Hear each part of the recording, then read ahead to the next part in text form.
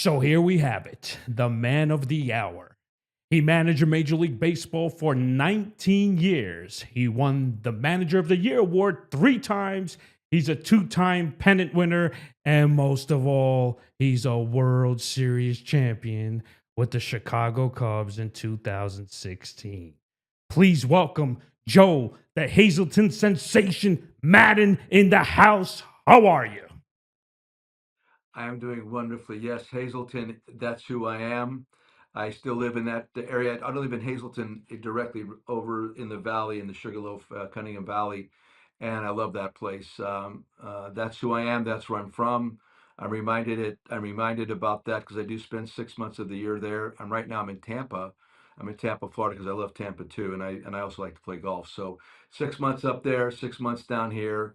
I'm proud to be from that city. Um, I think it was the best place in the world to grow up. You know, I I I did research on it with you and I Okay. mean on you and the Book of Joe.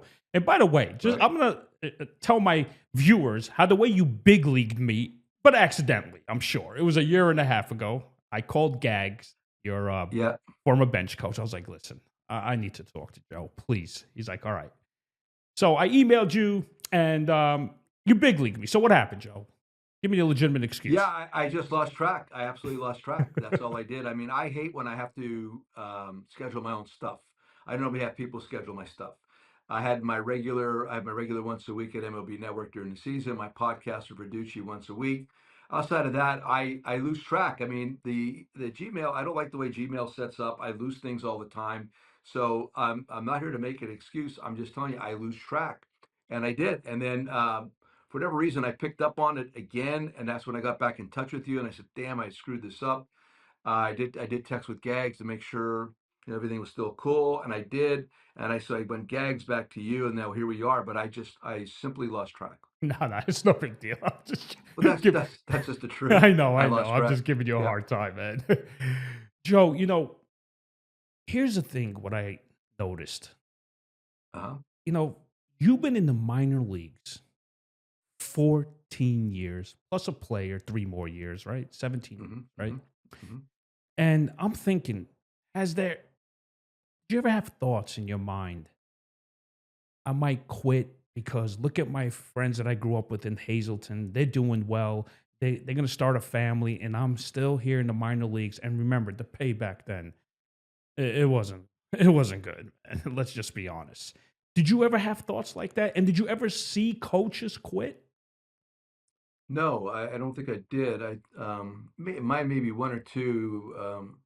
My buddy Artie Fischetti, he was a brilliant baseball player from Lafayette. Artie got to AAA with the Dodgers, and Artie eventually got fed up with the system and kind of he did quit. Otherwise, this guy would have played in the big leagues.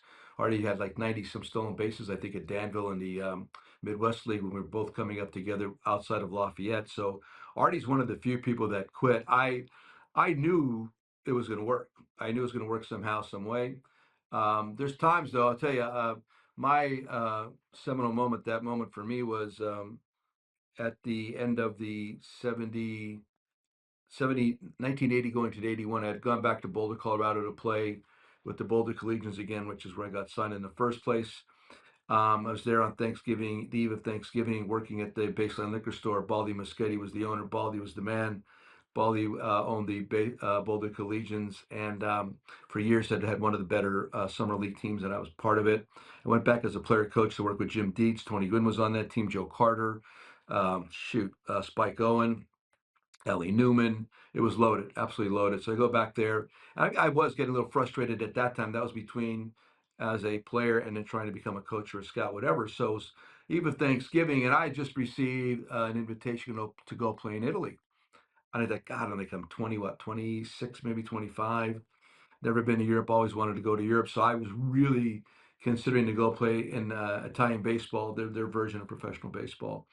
And so I was really digging on it. And then all of a sudden, the eve of Thanksgiving, Larry Himes, who had just gotten the job with the Angels as the farm director and scouting director, calls me at the liquor store and offers me a position as a scout and a minor league manager. And he said, "You could just take your time, think about it." I said, "Larry, I do not have to think about this," as I knew Larry previous spring trainings. I said, I'll take it.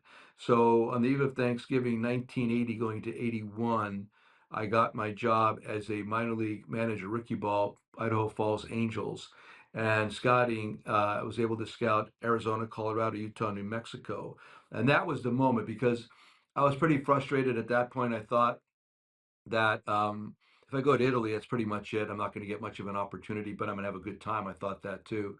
So that was it. That was the fork in the road kind of. And so Larry came through, and I once I got my foot in the door there in 1981 as a scout and as a manager, I felt pretty good about it. I knew it was going to be easy, but I felt pretty good that I'd get that opportunity to get to the big leagues.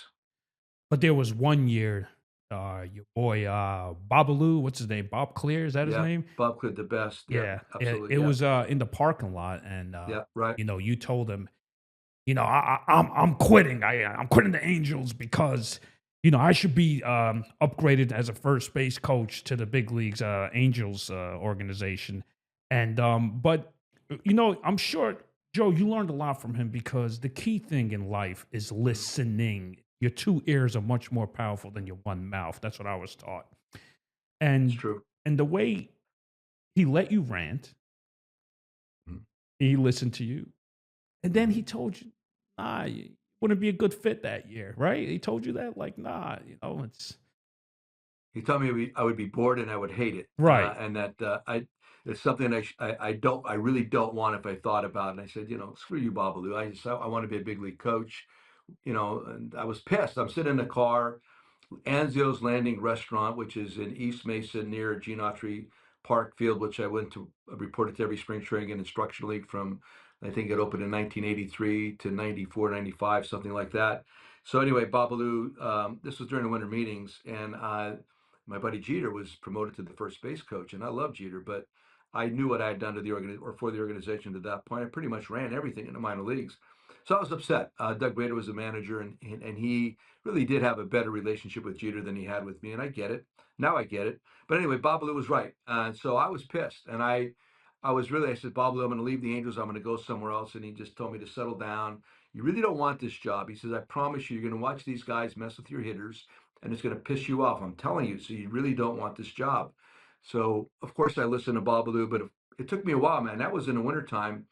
And in the book, it also tells a story about flying to Midland, Texas. And I sat next to this lady on the airplane, and she just wanted to talk. I didn't want to talk. I was still in a bad mood. I was really first time ever. I think I had a bad attitude going to a baseball field or in any job that I had. And so I'm on the plane, and she wants to talk, and I don't. It's like an hour and a half, 2 hour ride to Midland, and somewhere like over Tucson, whatever, going to New Mexico. She blurts out to me, and I don't even know why. But she said the phrase to me, remember one thing, I must have shown her that I was upset about something. Whatever you put out there comes back to you. And I pulled my little fuzzy head thing off because I kind of heard. I said, would you mind repeating that? She did. And I promise you, this is not even hyperbole exaggeration. I got off that airplane in Midland with a completely different attitude. I was like fixed. I got out there with so much enthusiasm. I knew she was right. I went out there and I just poured myself back into it. So that's what, 1991 ish, I think, something like that.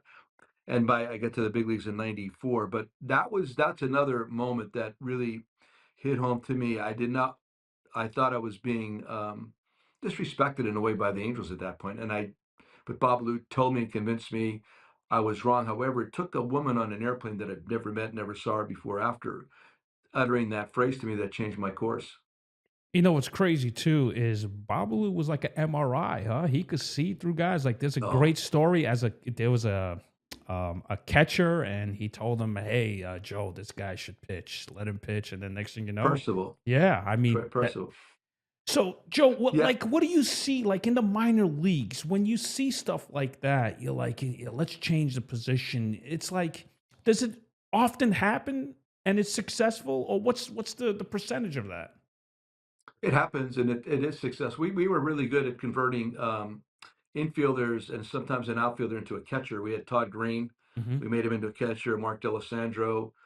He got to the big leagues as a catcher. Also, I know George Fabregas, who got him out of Miami. I think George was a third baseman there, became a catcher with us. That was the big thing because there was not a lot of really good catchers coming out of college. So you get guys that might have been deficient, like say in speed, Um, Maybe they weren't good hitters, but they had great hands. They threw really well. I'll tell you, the guy I wanted to make a catch, which is absolutely stupid, was Trevor Hoffman. When I saw him at U of A playing shortstop, I had this fabulous arm, but the guy could not hit his own butt. You know, he couldn't hit water falling out of a boat, like they say. But this, he had the best arm I've ever seen. So I thought he should have been made into a catcher, which was obviously wrong. Turns out to be one of the best relief pitchers ever. It was called cherry picking. The Dodgers were very big on it. You would take a guy, Jeff Manto, Mick out of Bristol, Pennsylvania, played at the University of Temple, comes to us as an outfielder. We turned him into third baseman. I think he was on the field when Ripken broke the record for most consecutive games played. Jeffrey was turned into like Forrest Gump. He was always in the right spot at the right time. We called him Mick because his last name was Manto, Mato, Mick Manto. I assigned Eddie Rodriguez to hit him two bucketfuls of ground balls every day during instructional until he said that was enough. Because uh, Mick told me in order to become a third baseman, I need two buckets of ground balls every day. I said, you know what you're saying right now? Because buckets are big. He says, yeah, I need to. I said, okay, you got it. So I sigged Eddie on him, and Eddie was my Rottweiler. So after maybe about a week, Jeffrey relented, but nevertheless turned himself into a good third baseman. On and on. I mean, I've had different guys.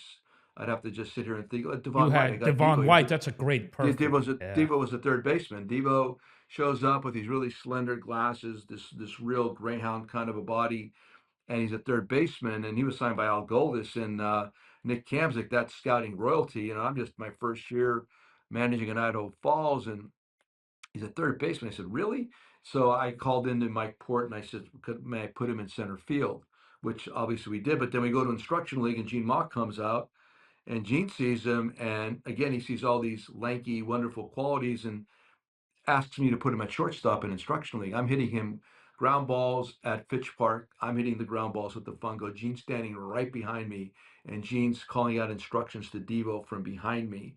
But eventually, that was obviously recognized that that's not going anywhere either. But nevertheless, we tried to do that. We tried to make Devo a shortstop. So yeah, it's very prominent. It's your skill set.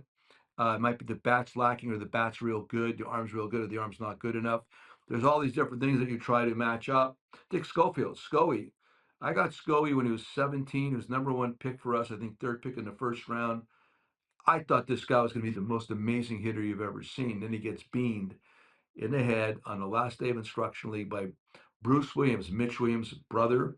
He Oh my pitched for the Brewers, and he was also throwing a hundy, and he hit Scoey right in the helmet. I mean, I'm coach at third base, and it's like, whoa. And I still believe to this day that has something to do. I mean, Scoey had a tremendous career, but as a young hitter, I thought this guy was going to be one of the best I had ever had, and on and on. So yeah, it's my past is wrought full of great stories, and I kind of relating to you. The most important thing I did, or two of the most important things, is that I spent that much time in the minor leagues as a player and as a coach instructor, and number two, as a scout. Scouting, nobody talks about that. I've actually encouraged like David Ross. I encouraged Rocco Baldelli, but also Rocco did do it. There was another fellow I can't think of off the top of my head. Go out and scout before you become a manager. Go and at least scout. Go manage when you're in rookie ball. Go in and scout at least for when you're a free agent. Get out there January, February, March, April. Go watch the collegiates, the high schools, whatever. It's going to really broaden your base, and you're going to understand what this is all about and how to do it better. So I did. I still believe if like a lot of these guys are getting hired to be major league managers with zero experience right now. At least go have them if they're on your radar. Send them to your rookie ball the year before. Send them out and scout a little bit the year before, and just again widen, strengthen the foundation because that is so important. Becoming the most important thing I did when was that to become a major league manager. I like that Dick Schofield. What he had, it was a biker gang in the minor league, one of the Oh minor yeah, league games, and they were just yeah, heckling. And you ragging told on. them throw that ball. What was it like? Was there a fence there, or there was a like? Yeah, Was it open? no, it's chain link. Oh, It was a okay. nice little ballpark. It was a chain link fence, and they'd gather behind the first baseman, Wayne Larker. Norm Larker's son was my first baseman. Norm Larker lost the batting title in the National League with the Dodgers by what 300ths of a point one year.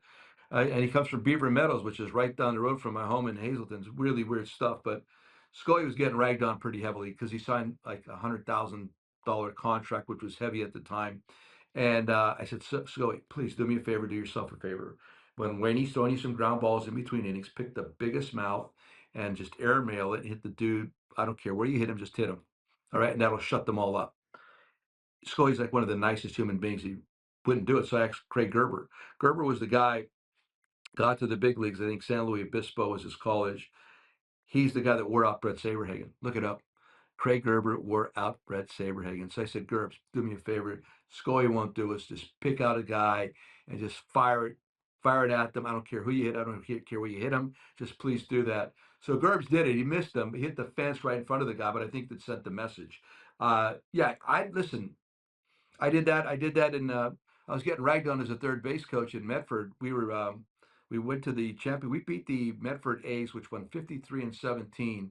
My first year managing in Salem, or second, I can't remember. First year, they were 53-17. We were 34-36, and we beat them in the playoffs, 2-0 Kirk McCaskill shuts them out. 9 innings pitched. How about rookie ball? Captain Kirk pitched 9 innings. 2 hits, no walks, 12 strikeouts at Chemeketa Field in Salem.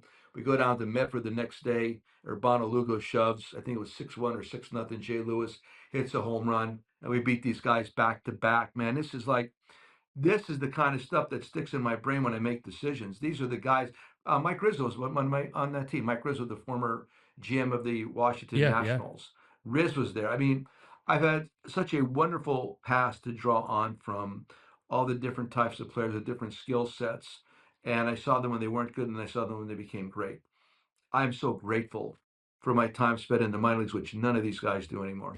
Well, and that's the sad part because I think a big league manager to become a big league manager, pay your dues, and just like you said, scouting, learning a lot is the key. Because I'm telling you right now, that kid that they what is it, the San Francisco Giants that they just Yeah, yeah, hired from the University of yeah, Tennessee. correct. First of all, in that situation, Joe, how do you win the locker room? Right? I mean, you gotta win. You got Devers, got veterans there.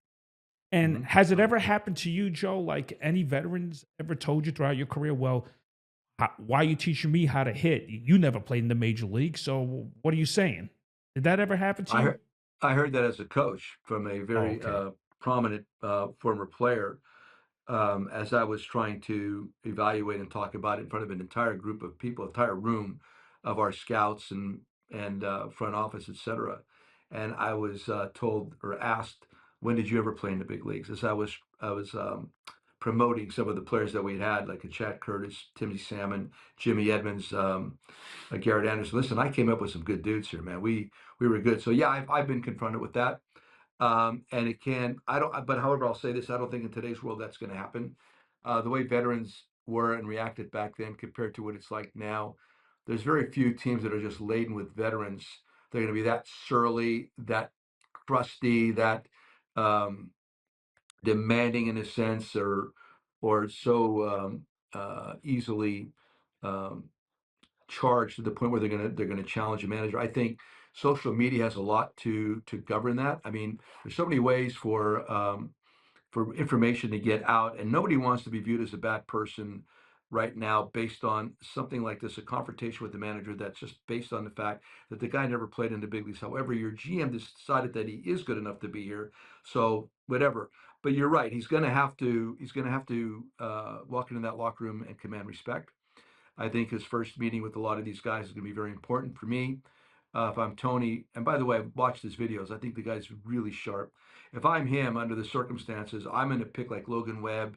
You mentioned Devers, Adamas, some of the more veteran players on that team, and I'm going to visit them in the wintertime. I'm getting on a plane, or I'm going to drive my RV, whatever, and I'm going to go talk to these guys one on one in the wintertime. And by the time I get to camp, I'm going to put a lot of thought into my first address to the guys, but I'm also something I learned to do, and I'm a big believer in it. I created my lead bulls. You get the most influential guys on the team together in a room, and you talk about the team policies and let them decide what they are. You empower them to be that's their clubhouse, it's their locker room. I don't want to be in there. I don't. The airplane, that's really your airplane.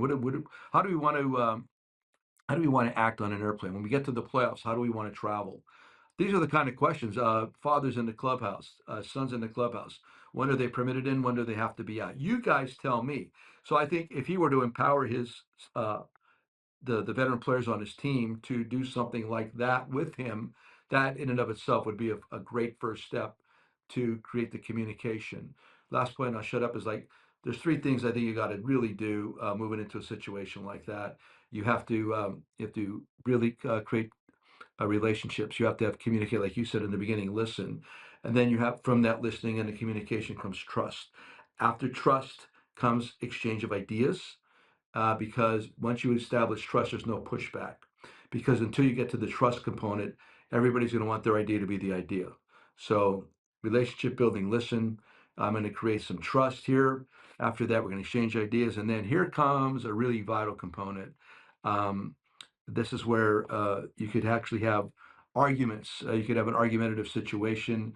You could be contrarian. You could, all these different things can occur so that now we're so much on the same page. We can have these healthy, constructive arguments, meetings, whatever you want to call them, where constructive criticism flows. And at that point, when constructive criticism flows and everybody opens up, now you got something. So if you get to that point, relationships, trust, exchange ideas, etc., and we get to the point where we can constructively critical of one another, and nobody starts crying like a baby or starts running or says, starts to quote unquote ghost people, then you got something. And that's where I would start if I was Tony. Any of these managers, I know Craig Albertaz. I mean, Albie was with me with the Rays also. He's wonderful, wonderful guy. But Albie's put in some time to get to this particular position. Stamen right now with the Padres, another guy that's never done anything like this. I was asked, I was interviewed for different managerial jobs, and I was concerned that I had not put enough time in, that I knew my stuff. I really was. And I was grateful. I was grateful that I didn't get a job as a manager until I was 51 years of age in 2006, because at that point I really felt I knew what I knew and I deserved that opportunity. I never, never, ever wanted to get something before it was my time to get it, and I that's just something I realized and I felt about myself. I think if anybody was really an honest self-evaluator, they would come to terms with that. I did not want anything in my life until I had earned it and it was my time to have it. Well, that's the blue collar, what your dad taught you, being a Of plumber, course, yeah, right? that's right. So, Mhm. you totally relate to that. Do you think these GMs hiring these guys, is it because they could take control when it comes to analytics? What do you think? Sure, it's a big part of it. Right now, the way the game is administrated, everybody keeps saying the game's changed. I don't think the game's changed at all. Look at the Blue Jays. They showed you what baseball really looks like this year, what it should look like. I think the way it's administrated, front office to the field. Right now, a manager really has to. We've talked about play to the players in the room, but he also has to play to the front office. There was a time that GMs were absolutely afraid is the right word to walk into a locker room. They would never come downstairs. You would never see your GM downstairs. There was no such thing as an analytical department. There was an advanced scout that gave you information, and this guy would, whether a phone call or send you stuff in advance of a series. That's how it would work. I'm not saying this isn't better. It is. I mean, analytical information, way better. Absolutely. I started doing my own version of that in the mid '90s up into 2006, '7, and then when I got with the Rays, they helped me out with it. Way better way to do this. Not even an argument. The part I have a problem with is that the analytical department is running coaching staffs. Coaching staffs should run the analytical department. In my mind, I would hire. I would love to be, if I were to have an opportunity, I would love to be the guy that hires the analytical department. I would go out and interview these guys myself. But the one thing they'd have to know is that, for instance, you would work for the hitting coach. This guy, you're going to work for the pitching coach. This guy, you're going to work for the defensive coach, meaning your work goes right to them and you answer to them. They don't answer to you. That's where I think the disconnect is. That's the part I don't like. And after all, why did everybody, a big part of why everybody loved this World Series is because it was so off script. Both managers did a great job of actually managing and and uh, and doing things on the fly. They just had to be nimble. They had to be nimble. It wasn't. Yes, I scripted every game I managed. I always scripted every game I managed, but knowing that it's going to probably go off script, and how do I react to that? I have to stay in advance of that. You got to feel something's happening. I know this is not going to work. All of a sudden, you got to start talking to people, get guys ready. We're going to do this. That's what happened. And I think the more you run World Series games like spring training games with the pitching staff, the more you're at risk of this. I mean, not having starters that go more deeply into the game, that it's you could really can um, script the game in a sense and work it all the way through. But when you start dealing with pulling guys that early on a consistent basis and really don't have the marquee match of starting pitching that's necessary, you're going to run into a lot of issues. But these guys, David and John, did a nice job, I thought, of reacting to situations. And furthermore, I mean, the way they use their bullpen um, so often. A couple of years ago, that would have been highly criticized. Where now, because analytics is kind of supporting it, there's no criticism. Yeah, it I'm thinking of instinctively.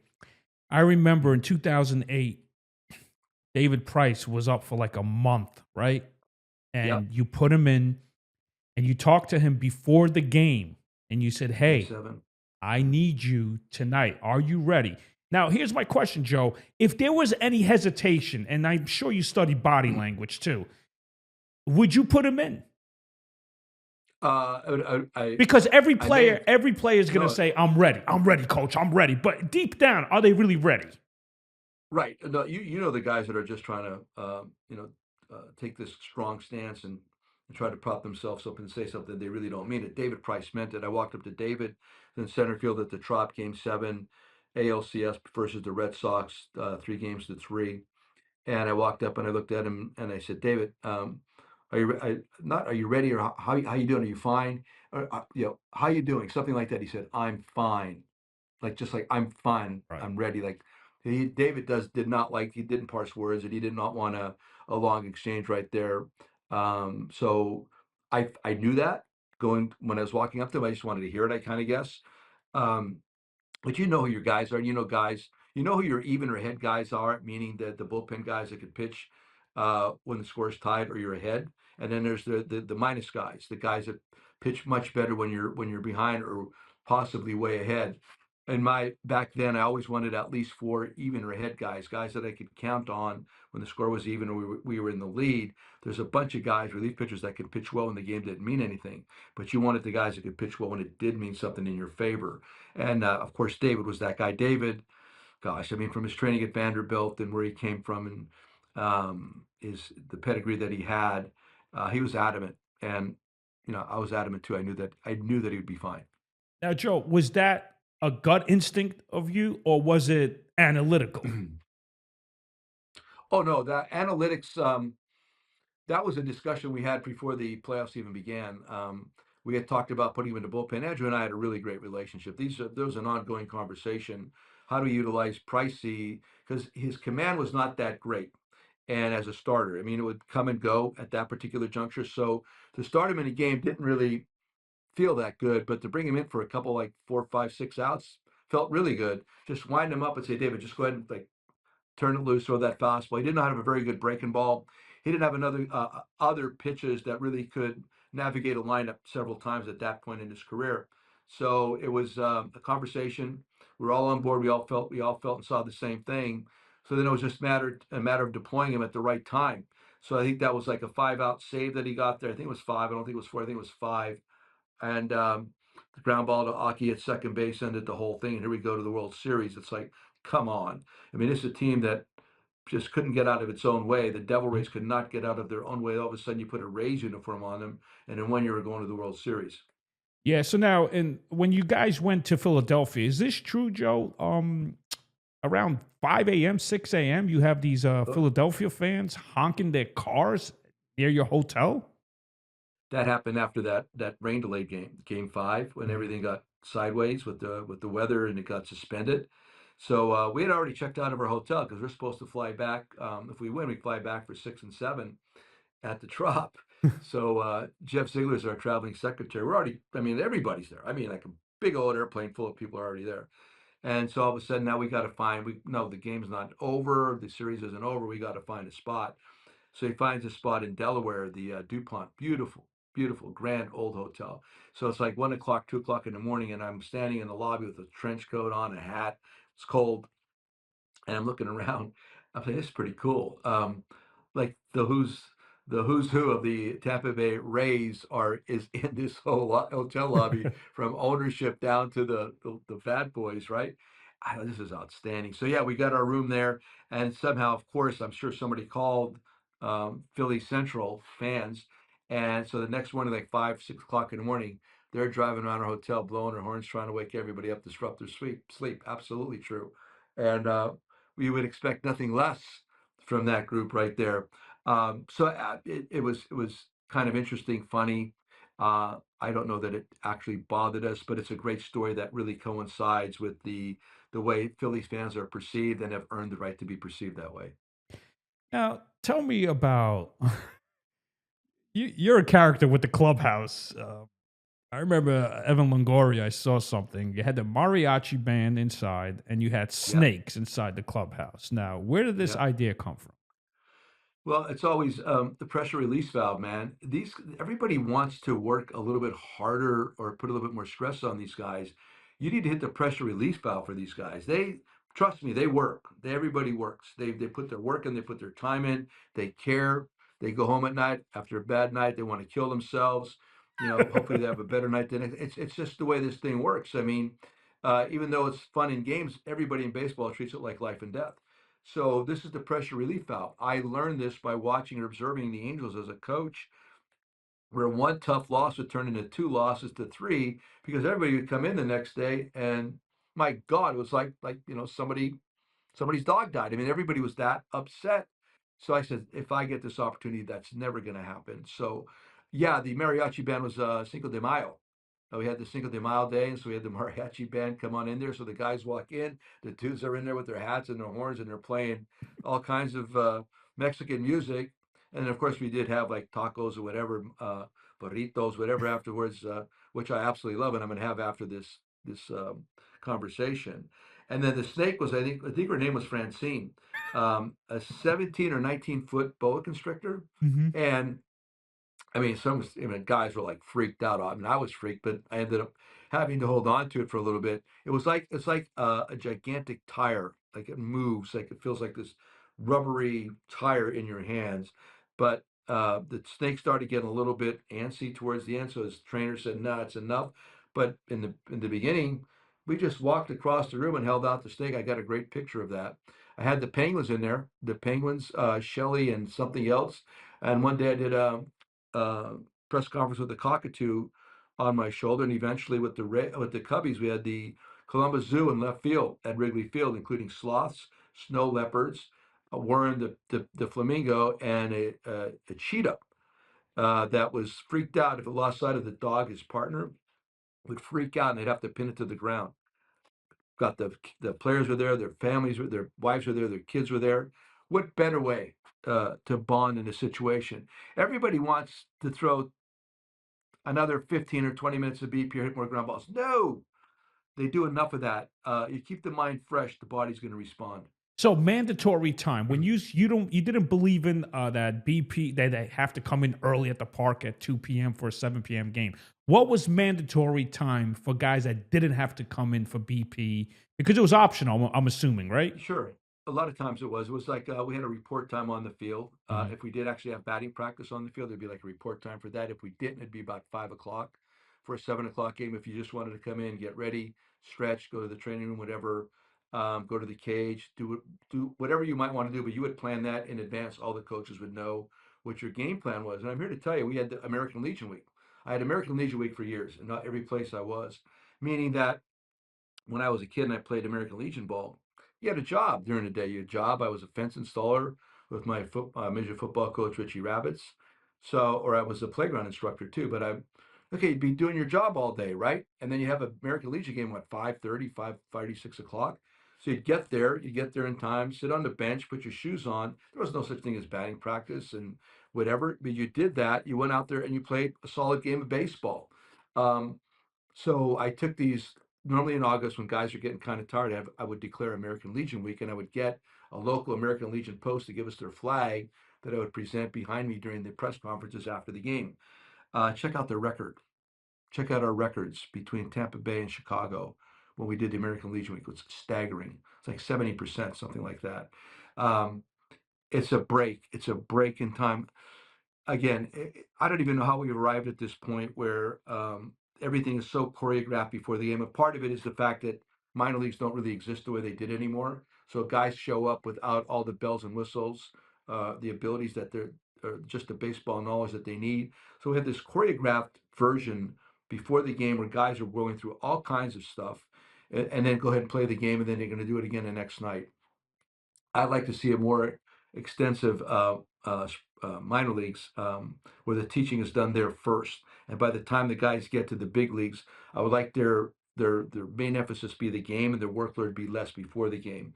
Listen, there's times when you're struggling. Absolutely, you need to get out there and work on it, whether it's at home or on the road. There's no question you do.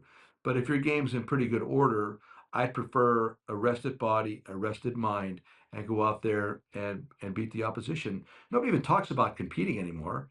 It's about out competing the other side. That's what the Dodgers just did. They out competed by this much because the Blue Jays were really impressive. Yeah, Um, it's just about competing, man. It's like we've gotten this method or idea that it's just always about this physical work and this and these reams of information. How much information do you think Shohei Ohtani needs on a nightly basis? Come on, nothing. how much stuff do you think? Right? How much and how much does Baez and all the guys that I had back in the day? I could go through the whole groups. Now there's certain pitchers that wanted a glut. I get it, and I want my defensive coach to have a glut because I want my guys. I want the defense in the right spot because it really is good there. I want my pitchers to know, my catchers to know where's Eddie's weak spots. Those are consistent. That's good. That's a better version of the old advanced scouting. Good stuff. But beyond that, it gets way too much credit. The real superstar method of analytics is acquisitional, and nobody ever talks about that. Putting your team together this time of the year is probably the most important thing analytics does. Well, here's my question. Let's just say, Mhm. by the way, I talked to Adam Kennedy, and he said you're the best. He loved you. I AFK. asked him. I said, listen, what did Joe teach you? What he's like, he taught me how to be a big league. That's the bottom line.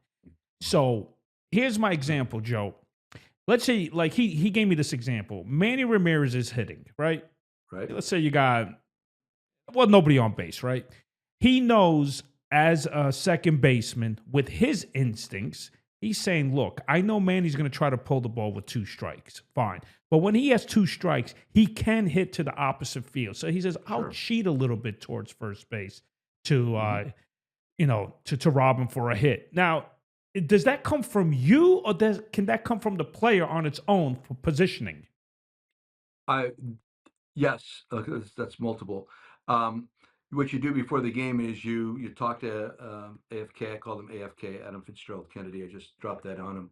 But I would. This is where you start with. This is there's straight up, and I don't want to get too deeply in. You have to define what straight up is, and then you move off of straight up. That's how we did it. So Adam, this is where you're going to start against Manny with two strikes, absolutely soften it up. The information shows that. Furthermore, if you're watching him and say our pitcher's throwing like really well, I don't know if we have like whoever the pitcher was having a really good fastball that then you see he's late. He's just late. Why wait to two strikes? You could already see that he's having a hard time with him. I wanted to empower both the player and the coach who's setting it up to make adjustments based on what you're seeing during the game. This large sample size is wonderful and it gives you like an overarching schematic of where you want to be, absolutely. But then there's also your what you see, your baseball intellect, your intuition, your feel, your experience, all has to be utilized.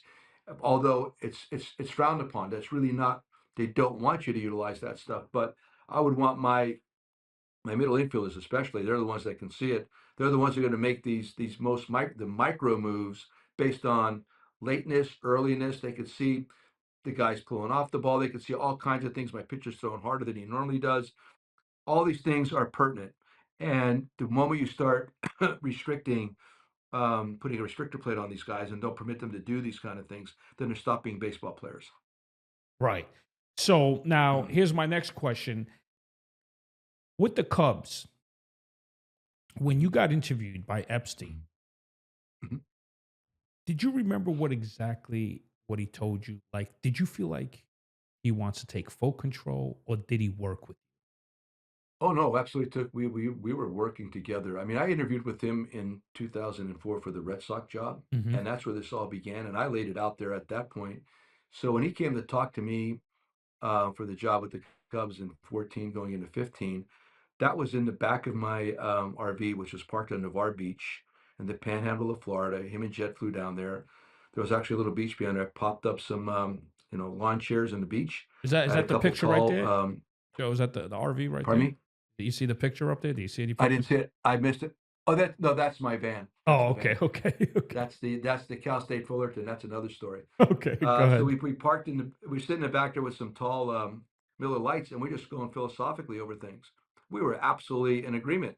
And I'm here to tell you, in the beginning part of that my time there, there was really wonderful cooperation. I'm a collaborator. I don't want to go just do things on my own. I ask so many questions before a game, before a series, of all the guys that have the information. Absolutely, I want to be armed with all the right stuff. But when the game's going, get out of my way, please. I don't want anybody interfering with my stream of consciousness or how I'm thinking. But no, I'm all about collaboration. I want the best analytical department there is. But then I want it to be in a situation where you have to understand a major league locker room is a sacred place to be. Think about the people that have walked there before you. I'll argue that with anybody. There's a lot of guys that are down there willy nilly during the course of the day that do not belong down there. Do not. There should be a time limit. I want this stuff. Come on down there. Give it to me. I want it. Come on, give it to me. But once you've given it to me, okay, go back upstairs and start working on the next day. This is not your domain. That's where things are getting confused. The blurred lines, where they're even, when front office people start dressing, excuse me, even Billy Bean had a locker down in the bowels of Oakland Coliseum. And after all, how many World Series have they won? And here, all the credit being given in that direction too. Brilliant guy, some really great stuff, but nevertheless, not winning in the playoffs, not winning World Series, and they'll make the argument against how it's such a crapshoot. Okay, so anyway, that's not where these people belong. They belong where they do their work, and then the domain of the clubhouse, the manager's office, the coach's room should remain as that. Of course, there's got to be interaction. Of course, you got to cross over during the course of the day. But I don't like people in my office an hour before the game. I don't want to see anybody except a coach, a trainer, a player. That's who I want to speak with at that time. This is where you're honing what you're thinking about for the course of the day, and I'm here to tell you that's gotten completely skewed. Here's an example, right? You had Jake Arrieta, right? It was against Pittsburgh. I don't Sure. know if it was it a Right. seasonal game or was it a playoff game? He was winning 8-0. After the eighth inning, he's got 112 pitches. You bring him back out to finish the game with 122. Mm-hmm. Epstein gets mad. Why? Mm-hmm. Why would he get Well, that was upset against that was against Minnesota because in on their mind Minnesota? they want to Okay. save those pitches for the next time out. In my mind, if Jake finishes that game, shuts him out, walks off the field, shakes hands with everybody, he becomes a different animal at that particular moment. I want all my starters to want to throw the last out of the game, walk off, shake hands with the catcher and everybody else as they walk in the dugout and they become a really bad man at that point. That's what I want. I want to train all my guys to do that. But that's how you become a Uh, superstar, right, Joe? I mean, that gives you more Correct. confidence. I mean, Absolutely. you know what I'm saying? That's That no gives you doubt. so the next 4 days while you're resting those 4 days, you're pumped up for that fifth day, saying, "Oh man, I want to pitch again. Let's go." The confidence is sky high. Kurt McCaskill, rookie ball, Salem versus the Medford A's, Chemeketa Field, 1982. Complete game, 9 innings, 2 hits, no walks, 12 strikeouts. I didn't hear from anybody. Nobody. Um, Captain had a very successful major league career, although he took a little sojourn because he was such a good hockey player. He went to play for the Winnipeg Jets, then he eventually came back. The thing about the third time through the batting order that I keep hearing about, for me, if this would be a philosophy I'd like to put out there if I were working with somebody. In order for a pitcher to be elevated from A ball to double A or double A to triple A, he's going to have to navigate 3 times through the batting order, at least maybe 3 times during the course of the season. So I'm not going to promote. I'm not going to promote Eddie until you go out there and you get, like I said, the third time through at least 3 times. You're pitching well. I like you. You got good stuff, et cetera, et cetera. but before you get to go to double A, you got to do this at least 3 times. And I want you to know that in advance. I would take the numbers. I listen. I agree. I would not when it comes to pitch counts. I would be very mindful of that. But how do you get to that number? Did you throw like 35 pitches in the first inning or 40 in the first inning? Tough inning, you got through it. Then all of a sudden you go like 10, 7, 15, 8, and all of a sudden you settle in and you got like you're kind of on cruise control. It's a different form of 100 pitches as opposed to like 5 innings, 100 pitches, 20, 20, 20, 20, whatever, and all of a sudden the guy's gassed. Of course, different. They treat everything as though it's the same, and you need to treat in every performance individually. So those are the kind of things that I think to build up really the marquee matchup once again. You need to take the wraps off these young pitchers, permit them stay out of the way of their greatness. Primarily with pitchers over the players, the manipulation occurs more with pitching than it does position players, and that's why when you saw this World Series with like even Sasaki coming out of the bullpen and Yamamoto throwing the day after he pitched a complete game, wow, that really said something right there. And I want to see how that impacts the years to come. I don't even know if the fact that they think that there's going to be a player strike next year. These guys are going to be on the bench longer. They're going to have more time to recover. That's how far in advance they would think regarding something like this. But you see that then you had Chapman in the World Series, right? Yeah. So he pitched what? He had an 8 inning, I mean, sorry, 8 out save in game 5. So you figure Uh, the next day's an off day, right? right. Correct. Game 6, you put him in with a what was it? You had 6 runs, and then Rizzo hit a home run in the ninth, so that was 3 more runs that you were up by. Uh, So yeah, it was now, like 7-3. I think I brought him in to face Lindor because Lindor was my. I did not want Lindor hitting left-handed. mhm. And I've had so many experiences again in Cleveland where that team in that ballpark is kind of dirty. They always had this ability to come back. And again, that's an elimination game. So you don't parcel with the elimination games. You just win them. My mistake there was I let them go out. I permitted them to go out in the ninth inning after Rizzo hit that home run. That was my screw up. Oh, so you admit your screw up. Now here's the Yeah, thing. of course. But here's the thing, Joe. What I don't understand about these ordinary fans, right? When they say, when your team wins, you never say, "Oh, Joe Maddon did a great job." You talk about the player. But when the team loses, they blame Joe Maddon. So I say to myself, how come you don't praise Joe Maddon when he wins? You talk about the player, right? So blame it on the players because they made the mistake. Now that's just part of the job. I don't never worried about something like that. No, but I'm just saying as Uh, because everybody's telling me, "Oh, I'm a Yankee fan, you know that. I'm a New Yorker." And it's like, "Oh, oh, fire sure, Boone, sure. fire Boone." I'm like, "Why? Oh yeah. Why?" Especially in today's climate, you don't do that because Booney and all these guys get set up from the analytical department. There's um, there's so many things that people don't realize that are out of the manager's control. Honestly, that's why I'm saying I really love this World Series because the managers really had to manage. Yeah. They had to be nimble and flexible. But during the regular season, a lot of this stuff is given to these guys in advance, and these guys are actually reading from a script a lot of times. So Booney, and listen, I love Brian Cashman. I think he does a great job. I do. I think Cash is tough. He's tough in a tough climate. He defends his people when things don't go well. He doesn't get on that weird bandwagon where, like I say, Booney, if the Yankees don't win, all of a sudden it's Booney's fault. He doesn't drink that Kool-Aid. Cash does not. I love him for that. I told him that. So everybody has to criticize somebody. If you want to be a major league manager, you have to be willing to accept all that. The difference in today's world is the social media component of it, where the criticism comes from so many different slings and arrows. Where in the past you had a newspaper, you might have a TV station or two. It wasn't as vitriolic as it is now. So the thing is, don't read the comments, and you have to have like a guy like Cash to support you and say, no, no, no, no, it's not Aaron's fault. Aaron does a great job, and we love the way he handles these situations. And his coaching staff, he just doesn't fire coaches willy nilly either.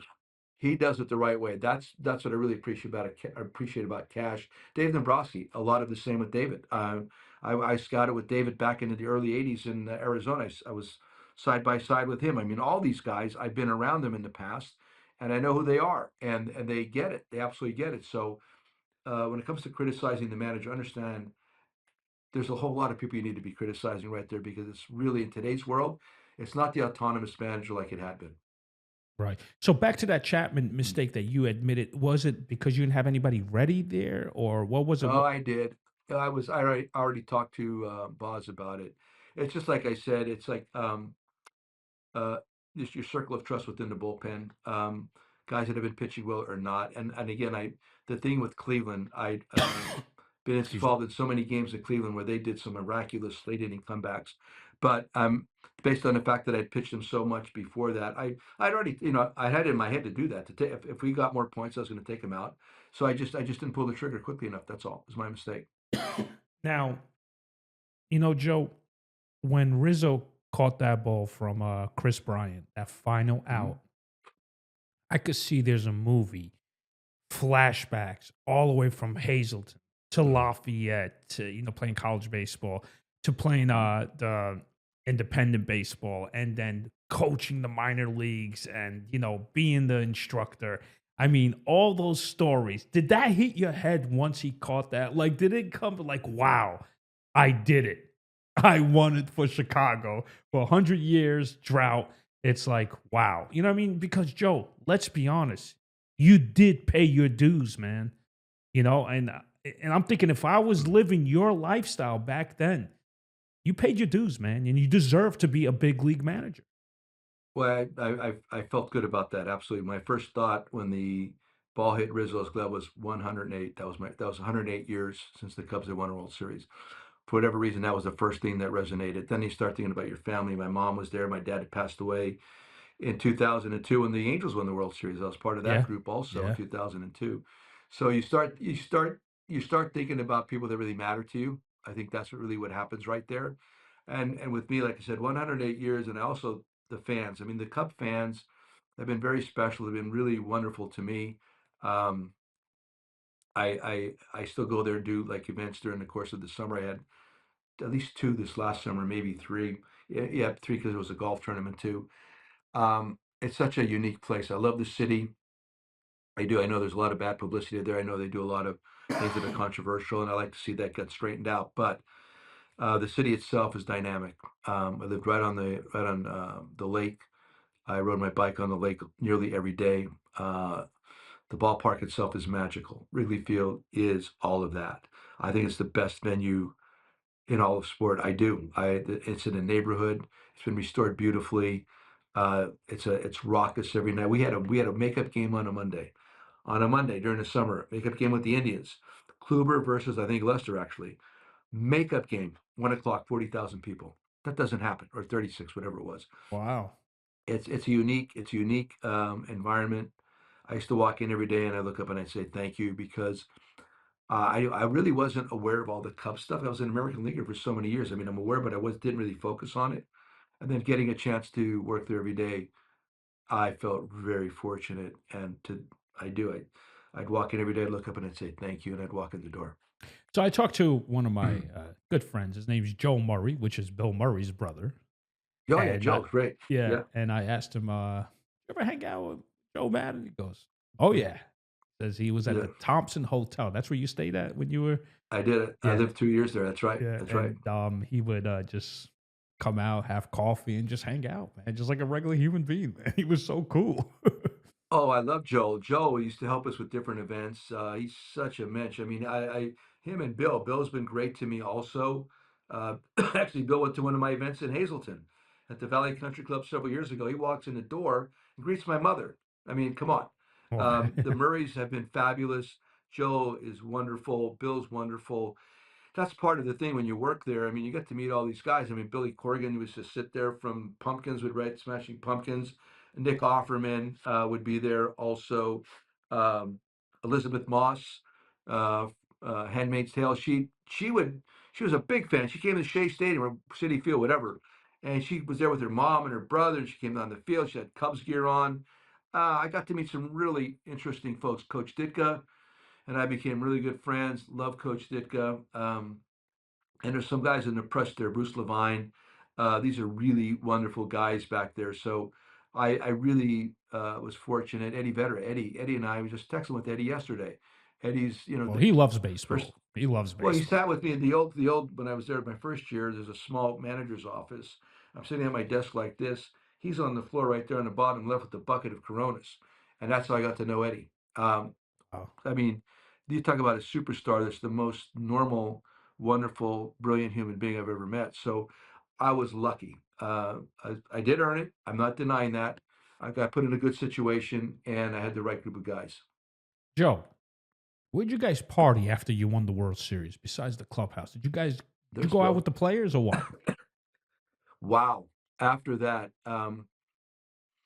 yeah, I mean, you went nuts in the clubhouse, yes. Then we got because we're on the road, you have to get in a plane, go Oh, back. I that's know we're right. You're in going. Cleveland, Yeah, right? we had a 747. It was everybody was on it. Not a long ride though, a little over an hour, right? But we get back to Chicago and we're driving back to Wrigley because that's where everybody's stuff is. You got to get your car, and some guys are getting off the bus to go to like breakfast, all night breakfast diners and stuff, like 4 o'clock in the morning, whatever it was. I didn't do that. I mean, I was wiped. I was absolutely wiped. You can imagine that series and all the decisions to be made and all the drama that occurred. I was pretty much wiped at that point. But I was so proud of the guys that got off to have a Western omelet at 4 or 5 o'clock in the morning. Maybe if the place served a beer or two, they would do that. It Wait, was that was in Chicago it, or Cleveland? Chicago, Oh, in Chicago, yeah. Chicago. Okay. As we got off the plane, get on the bus, you're driving back to the ballpark, and guys are getting off the bus to go have breakfast. It was Oh my awesome. god. So, Joe, whenever you go back to Chicago, is everything on the house? I mean, let's be honest. Come on, man. You Yeah, they take care of me. they They take do. care of you, right? They care of me. Yeah, yeah. I'm telling you, it's a special place. I've often thought my hometown of Hazleton is a microcosm of Chicago. This European immigrant background of the city of Chicago Well, as it's a well as huge my hometown. Polish community, right? Hughes is the second biggest outside of Poland itself. Krakow or Right. Warsaw, the second biggest population of Polish people is Chicago. I'm half Polish, half Italian. So you drive through the city. It's not like a outside of downtown. It's just it's a city of neighborhoods. You go through Lincoln Park. You get up there. I got it's a Hollywood Park area where I used to ride my bike to. Then you go up to Northwestern. It's gorgeous. It's Yeah. absolutely gorgeous. But it's a city of neighborhoods, and the faces were familiar. The humor is definitely familiar. I was able to mess with the guys, and they could mess with me because very familiar. I grew up with these people. I even told them that. So it was a very God. It was the best 5 years I've ever had in the game. I'm eternally grateful for that. We did what we were signed up to do, and that's pretty cool. Joe, what about what happened? Oh God, so before now, no. Here's the thing. In 2019, Yeah, Epstein, or the year before, I think 18. When did he right. tell you, "I'm not going to renew your contract extension. I'm not. This is it." I was going on a plane. I was in Nashville. My son and his wife were opening up a little business down there, and I was going to get on a plane the next day to go to Europe. And I was in a hotel lobby and got a call from him, and the call was something to that effect that we're not going to extend your contract because we want to focus on the season and just trying to win next season, whatever. It was not a very long conversation, but that was the conversation. So I said, okay, Was cool. that And that 18 was it. winter or 19? That's winter of 18 going into 19. Okay, so 19, and then you had a heartfelt meeting in St. Louis, right? It was Yep. Mhm. at the end, and you told the boys, "Look, I'm not coming back," and stuff like Right. that. Did any of these players say, Joe, it's because of you I became a great big leaguer. It's because of you and stuff like that. Did a lot of guys open up. Most of the guys, were they vulnerable at the time? Oh yeah, they came up to my room that night. This was at the hotel in St. Louis. I asked VJ Donnie, he was our traveling secretary. He is aces. I said, VJ, get that little area back out of the hotel there. It was Four Seasons, right, in St. Louis, I think it is. Yeah, it is. And I said, let's get that area out there. I really like it, and get some booze, whatever, some food, and I just want to talk to the boys. So I did. I did. I told them I'm not coming back. I thanked them for everything they did for me personally, for the team itself, and how much I cherish the relationships. Um, I wanted to do it away from the ballpark. I didn't want to do it in a locker room. I didn't want to do it in a St. Louis locker room, especially have that kind of conversation. So these are the kind of things to me that I think about. I'd never want to soil locker rooms if I possibly can. So I did it back there. And then afterwards went up to my room till like 5 in the morning, whatever, and guys kept coming up all night long, all night long. And they just kept hanging out. We just kept bullshitting all night long. And that was it. It was the right way to do it. I felt good about it. That way I could go to the ballpark the next day and just focus on whatever I had to. That at that point, Theo and I had like a joint press conference talking about me not coming back. And then you work the game a little bit because the game really didn't mean anything at that point. Then you leave. Um, so yeah, I liked the way that all transpired. I didn't like the idea of leaving. I really wanted to stay there longer. I thought we should have had at least 3 more years. Because after all, you look at our record, the number of wins, et cetera. They've never done anything like that before or Mhm. after. So it definitely deserved that with that particular group too. So anyway, that's how it ended. I'll always warm fuzzy, man, the best. But, but Theo also, like, kinda left too, right? He Yeah. became After Manfred's that, yeah, right after that, right? Probably felt guilty, yeah. Joe, I think, you know? I have no idea. I have no idea. And I listen. Theo and I are still friends. I liked him from the time I met him in 2004 when interviewed for the Red Sox. I thought we had a lot in common. We had a lot of laughing together. He's brilliant. He's well thought out. He's bold. He's courageous. He's not afraid to take chances. The stuff that I like. Straightforward. If you get in an argument with him, he's definitely he's got the brain power to support what he has to say, which I love. So anyway, no, uh, he gave me that opportunity, man. Yeah, You know, yeah, yeah, he made my family better. So I'll yeah. always be grateful for that. Now, when you signed with the Angels, right? Hmm. Now, in your book, according to your book, Hmm. you got a phone call from the front office while you're managing, and I think was it the assistant GM or the GM? They said, "Hey, we want you to take out Trout right now because you're winning by like 6 runs, I think." And you were like, "What? Like that did that piss you off?" Totally. Yeah, it happened during the game. Shotty had a little bit of a cramp earlier in the game, but he was fine. We scored a couple points, and I was seriously considering taking him out the next inning after we had played defense. Go out, play defense one more time, make sure the other team didn't get back in the game, that kind of stuff. So you're always kind of like reticent about that, just pulling a plug on somebody if the other team actually makes a comeback, and then you're minus a really good player. So that's how I normally do that kind of thing. But I was alerted by the trainer to do that, and I was kind of livid about that. Done it before. I know what's going on out there. So yeah, I didn't like that. And is that the reason why they fired you, Joe? Was because of that situation or no? I think in general, I mean, I was very open about what I felt and what I thought, and in order to make us better. Look, we were off to the best start they've been up in years that year. Then we lost 12 in a row, which was tough. But there was mitigating factors with the bullpen on that and all this kind of stuff. But if you look, the record still wasn't bad when I had left. It was a couple games under 500, and we got off to the best start they've had. I don't even know the previous time that they had done that, and I was an angel. I always Yeah. considered myself an angel. I Mm. grew up as an angel, a California angel. I still wish they were called the California Angels. I still believe that's the right moniker for that group. They started out as the Los Angeles Angels when they played at Wrigley Field in the 60s. And then Mr. Autry, they converted to California Angels, which I thought was brilliant. And I still believe I'm a California Angel. So I went back there based on that fact. I wanted to go back there and really help bring back the winning style of baseball that we had done there for so many years. When we won the World Series in 2002, that team was just dripping with grit. And the group that I helped nurture before that, and they were on that team, a lot of them, whether it was Timmy, Sam, and Garrett, that whole group, Troy Gloss, Erstede, Percy, Genji Molina. I mean, I could go on and on. All these guys are my guys from the minor leagues. And there was a certain way the Angels played baseball, and it was tough. Southern California baseball coaches are my favorite, and I'll tell you why. They're fundamentalists. Augie Garrido, Dave Snow. two of the best college coaches that ever came out of that arena out there. Bob Clear.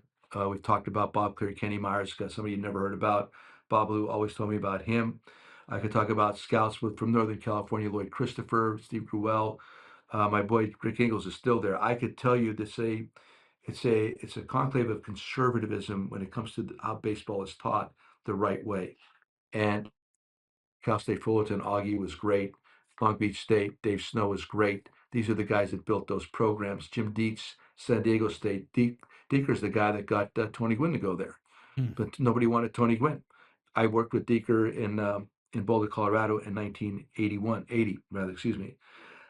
All these coaches, John Herbold. John Herbold, check his record out. High school baseball coach, Lakewood High School. Coach Herbold used to let me work out with that high school team in 1976 when I went out there for spring training. I became friends with Coach Herbold. Legendary, legendary. These guys taught the game the way it was supposed to be taught. That's where I was rooted, and I was very grateful that these gentlemen. I was influenced by these guys. Wow, and I mentioned Larry Himes earlier. What about your These Uncle guys Rick are that you stayed with? Uncle Rick. In Uncle Long Beach, Rick. right? That was you stayed with him, right? That's Every my man. night you That's have my yeah. talks. My aunt Ted, who passed away. She was my godmother. Uncle Rick was a Harvard guy, undergrad in medical, served in the Air Force, served in Vietnam. Brilliant.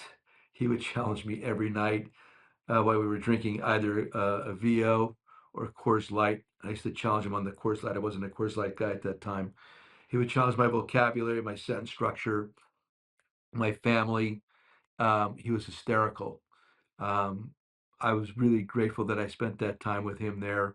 Uncle Rick is a legendary figure, and you can't be thin-skinned and survive around the Uncle Ricks of the world. Yeah, I mean, when I audiobook your book, I was like, man, I love this guy, Uncle Rick. This guy just, he's hanging Oh out, my God, drinking wine every night, just shooting the shit and, learning from him. Sm- smoking Lucky Strikes, Right. uh, right down to the nubs, one after another. Beard, like a Howard Hughes kind of a character, Right, but right. absolutely brilliant. It was just he and I. He and I for several years in that pad. His mom lived there for a bit, Elizabeth. She eventually passed away. She was a trip too, but I am so grateful for that time. You know, speaking of Otani, right? Like, when I read your book, well, audiobook, um, in the beginning, what was the rule with him? Like when he started with you guys, if he was scheduled to pitch on a Wednesday, that means he can't play Monday, Tuesday. Is that how it works? As a pitch position? on I mean, as pitch. a DH? He couldn't pitch if he's pitching on a Wednesday. He could not play on Tuesday or Thursday, and he would just pitch on Wednesday. So you Oh, get to okay. utilize his bat on those other days. That was it. And I asked, okay, tell me why. I mean, this guy has done these hit and pitch simultaneously in Japan for years. So all of a sudden, do you not want him to do that here? My first year there, I was trying to get them to take the blanket off. They wouldn't do that, but he was not quite the same at that point. He'd been coming off an injury. He wasn't throwing that well. He wasn't swinging the bat that well in 2020. He was not very good actually. And then 2021, he comes back, and then all of a sudden, wow, different. He went to Seattle. I think the driveline people up there, something happened because he came back throwing strikes, throwing the crap out of the ball. And then I was able to, that's when Perry came in. And I asked Perry, what do you feel about this? How do you feel about this? And he was on the same page with me. So we had a meeting with Show, and the rules were there are no rules. And so the big thing was in that spring training to have him pitch and hit on the same day in spring training. He was kind of reticent at first, finally talked him into it.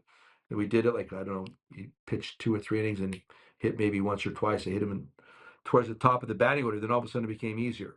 Yeah. A mind went stretch because difficult time going back to its original form. Even though he had done it in Japan, he was still reticent. So anyway, we did it. And then he opens up against the White Sox and just goes off, and everything flowed after that. But Joe, your words of encouragement too, when you told them the beginning of spring training of what was it, 2021, when you told them it's like, Yep. look, be you, there's Yeah. no Yeah. limits, there's no rules, be you. Is that so? Yep. Because he was a thinker, right? According to your book, the guy was thinking a lot, right? Oh, well, he does. He's well planned out. He's very planned out. But I don't want. He's not an overthinker. He's very visceral too. He feels things and he does things. But he's just well thought out. He in regards to like what he's going to do today. He's planning for the day. I'm going to work this much on this much on that. So the I needed to have some kind of parameter with him, and that was like we would talk after the game on a Monday night. What are we going to do on Tuesday night's game? So after every game, Ipe and I and him would converse via text or in person. What do you think you can do tomorrow? He told me in that original meeting that the only thing he was concerned about was his legs. If his legs felt tired, that he would want to maybe back off. I said, "Great, you let me know." But I'm not here to tell you what I want you to do. You tell me what you can do because nobody's ever done what you've done. So don't even. And all these people are trying to put parameters and rules and regulations. I said, "What are you talking about? You've never done what this guy's done." Right. And he's actually done it successfully in Japan. Well, so why are you stepping into this conversation? You have no business in this conversation. So Shohei, he ran it. He ran it, and we would converse all the time, and that's it. And I think once we took the blanket off, you could see what's happened over the last couple of years. Well, that's why there's a chapter in your book. Tell me what you're thinking, not what you heard. I've heard. That's right. That's right. Right? I came up with that on a T-shirt in 2006.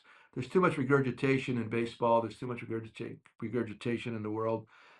People will hear something or read something and act as though it's their own because they really don't have original thought.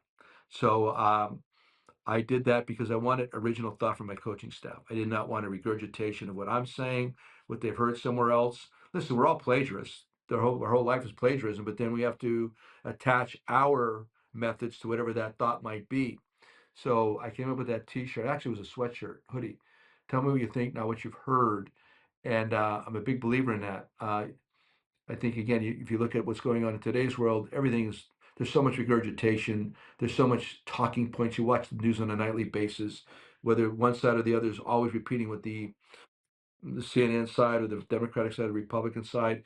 They're parroting the same talking points, regardless of who the reporter is, all night long. Stop it. Tell me what Yeah. you think, not what you've Not heard. what you heard. Right. Now, Joe, what do you think about this gambling scandal going on right now? Holy shit, with the prop bets and all that. I mean, look, the league, they partnered with these gambling sites, right? And it's like a prop bet. Do you think some guys are getting away with it a little bit, maybe? They deserve what they get. I mean, why would you ever legalize gambling? Why? Right. In this regard, But I mean, especially so the prop bets, Joe. Listen, well, it's ridiculous. It's yeah. ridiculous. It's no, it's all bad. I'm not into it at all. And I grew up in a town where you could bet on anything in the back of Bellhop's bar on a nightly basis. I grew up in that town.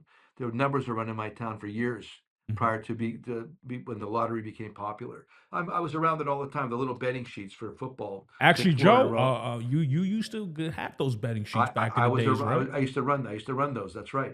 So I mean, I was part of that. Connie from Tresco used to. I mean, from Beaver Meadows used to take care of me. Well, you But this needed your stuff beer here, money, right? You needed your beer money. that was Lafayette money right there, brother. If I'm going on a date, I gotta have a couple bucks. Um, So what what but what what it's would you do, Joe, if you were the commissioner? Would you say, "Hey, you know what? Okay, I know there's betting going on, but the props it cannot be allowed, man, because that's so easy to win." Of course. I mean, they're talking about now. Is there a limit on the prop bet now? Something like that. A $200. Did I read that? Yeah, yeah. That's just 200. I was no. like, what? Stop. Just Right. eradicate it. Okay, just eradicate. We made a mistake here. Like I made a mistake by leaving Chapman in too long. We made a mistake here. Let's fix it right now. It's been exposed. The mistake has been exposed. I don't understand it. I don't like the idea of celebrities promoting all this. I don't like the idea Yeah. that anybody could pick up their phone and make a bet with money that they don't have. Families are getting horrified by all of this. I don't like it. I don't like it, and I'm not a bettor. I work hard to get where I'm at. You work hard to earn your money. This easy money stuff doesn't. It never works. So the fact that we've made this ubiquitous nature of gambling and the ease with which you can do it, I think is appalling. Yeah. My opinion, I think there's probably threats going on in DR, Of course there maybe. is. There has to be. I mean, it's like Of course there because are. you're making so much money as a bullpen relief pitcher. I mean, do you really need that extra money? No, of course not. You just wait. I mean, I don't. It's going to happen. Something awful is going to happen. More awful than what we've seen to this point. And then it's like anything else. Then we react. We get all the warning signs. You get all the warning signs to fix something, and you don't fix it. And then you have to wait for catastrophe to occur to fix it. I hope that doesn't happen, but it probably will. Well, Joe, I know you want to eat that burrito in Tampa. I do. I do. I know you're hungry and all that, Street but light tacos. Street light tacos. okay, Outstanding. streetlight taco. How many are you gonna get at least? I want to hear this. I'm gonna get a couple carnitas. I love their quesadillas. Maybe some rice and beans. Oh, I'll mop all that stuff up there. It's standing, brother. Because I know you love to cook too, right? I do love to cook. You I love do, your but I do want to wine. cook tonight. It's a long day. I had MLB Network this morning. Then I had San Francisco Radio this morning, and then I had a bunch of stuff to do around here. The heater broke down. Went bike riding. Came back. Took a nap. Now I'm talking to you. And what time is it? 7:21. And I'm retired, brother. Joe, you are the best, man. Thank you so much for this opportunity. Seriously, I mean, it's like I'm a huge fan of yours. Even back in 2006 with the Rays, I remember I used to hang out with Johnny Gomes. He was one of your players. Love Johnny Gomes. Rudy Lugo and Julio Lugo, may he rest in Yes. peace, because they're Yes. from New Yes. York.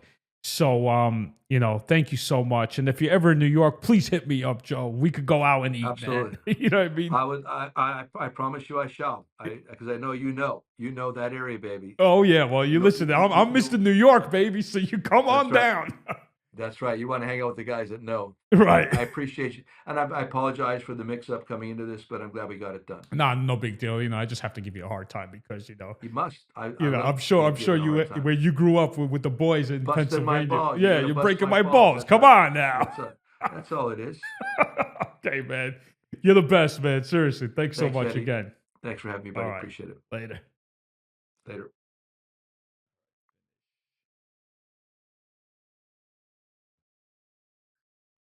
Yes. So, Joe, I was thinking maybe I should portray you. Maybe I should put on these glasses while I interview you. What do you think, Joe? Straight up. Very solid, man. What? That is like a 50% improvement. Right. Listen, these are the meta Something like glasses, that. but these aren't prescribed. And I'm saying to myself, Right. I kind of look like him because I'm 50 now. And I'm like, I think I look like him a little bit. What do you think, Joe? Yeah, there's the hair's different, although I did dye my hair that color several years ago. I have a Oh, great picture with General Petraeus and I at Tropicana Field with my black hair. It was jet black. oh, okay. Well, I don't dye my hair. So, but you know No, what? I'm just saying I did. That's what I did. Right. I did.